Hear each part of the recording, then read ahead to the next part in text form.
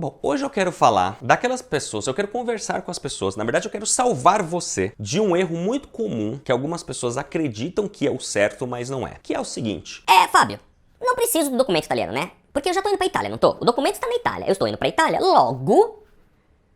Eu não vou querer gastar dinheiro contratando alguém pra buscar esse documento, eu não vou mandar esse documento, eu não vou pedir esse documento, porque afinal de contas, ó que coisa, Fábio. Estou indo pra Itália, o documento tá lá, eu pego quando eu estiver lá. Quando eu estiver lá. Não. Não. Parou. Respira. Não. Existem duas situações pelas quais você precisa do documento italiano no Brasil. A primeira delas é o início de tudo. É o primeiro documento que você tem que ter em mãos antes mesmo de ter os documentos brasileiros em mãos. Por quê?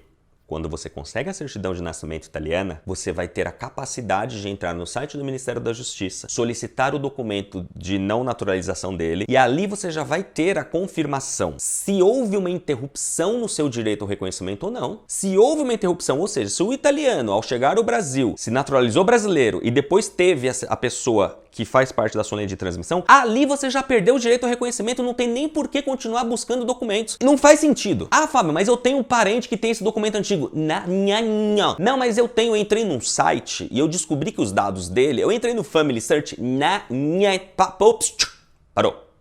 Não, você precisa da certidão, do extrato per assunto dell'atto di nascita ou do certificato de battesimo emitido recentemente, menos de um ano atrás, na sua mão, impresso, carimbado e assinado pelo respectivo funcionário, seja o padre, seja o funcionário público italiano. Você precisa ter esse documento em mãos. Ali estão as informações necessárias para você primeiro buscar a CNN. E qual que é a segunda situação? Somente quando você estiver com este documento em mãos, você vai ter a capacidade de fazer análise dos seus documentos brasileiros com o objetivo de verificar se ali contém erros ou variações que necessitem de correção para que você possa fazer isso antes de ir para a Itália. Percebeu que não é inteligente e correto você deixar para ter este documento quando chegar na Itália? Ou deixar pegar este documento numa fase posterior do processo, sendo que o seu processo, a reunião dos documentos, a visualização, a verificação das informações começa quando você tiver com este documento em mãos. Somente quando você tiver com esse documento em mãos, você passa para as próximas fases do seu processo. Então,